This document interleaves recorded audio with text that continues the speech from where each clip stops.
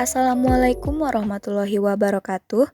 Halo semua, perkenalkan saya Alia Trisna Safika, mahasiswa semester 3 dari jurusan Pendidikan Bahasa dan Sastra Indonesia dengan NIM E1C02310005 dari kelas 3A. Di video ini, saya akan menjelaskan salah satu materi dari mata kuliah Teori Belajar Bahasa, yaitu pendekatan psikologi dalam belajar bahasa dan mengimplementasikannya dalam pembelajaran bahasa Indonesia.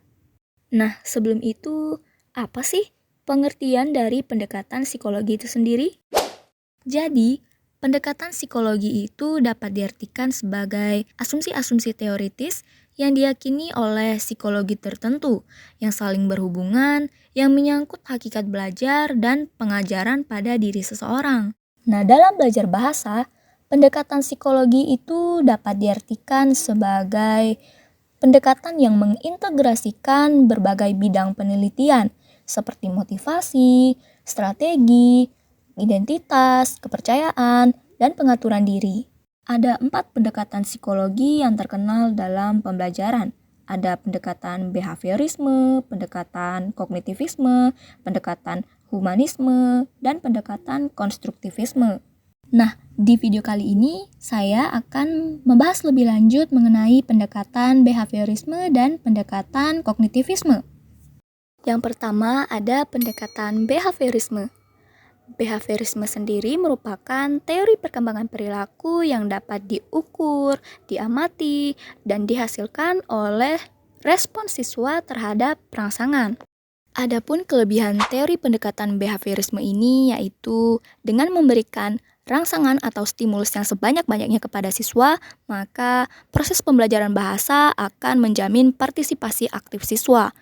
Terlebih jika mereka berhasil mendapat pujian atau imbalan saat diberi rangsangan oleh gurunya, maka mereka akan termotivasi untuk belajar dan menyelesaikan tugas-tugas yang diberikan oleh gurunya. Lalu untuk kekurangan teori pendekatan ini sendiri, di mana fokus dari teori pendekatan ini adalah pemberian rangsangan atau stimulus dari gurunya kepada siswa. Siswa itu sudah terbiasa dengan rangsangan atau stimulus yang diberikan oleh guru. Lalu apabila stimulus atau rangsangan tersebut dihilangkan atau guru tidak memberikan rangsangan lagi kepada siswa, maka proses pembelajaran bahasa siswa akan terganggu. Bahkan respons siswa itu tidak maksimal sebab siswa itu sudah bergantung terhadap stimulus atau rangsangan dari gurunya saja. Yang kedua ada teori pendekatan kognitivisme. Teori pendekatan kognitivisme ini merupakan kebalikan dari teori pendekatan behaviorisme yang mengutamakan pada stimulus dan respon. Bukan hanya mengutamakan pada pola pikir dan sikap kita saja, tapi teori pendekatan kognitivisme ini juga mengutamakan pada pengetahuan dan cara berpikir kita.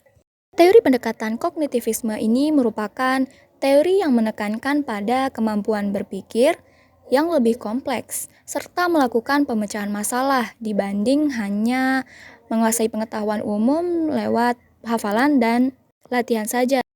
Adapun kelebihan teori pendekatan ini yaitu memaksimalkan ingatan yang dimiliki oleh siswa, lalu mengutamakan pada pengembangan pengetahuan yang dimiliki oleh siswa, kemudian mendorong mereka untuk bisa mengkreasikan hal baru atau menginovasi hal yang sudah ada menjadi lebih baik.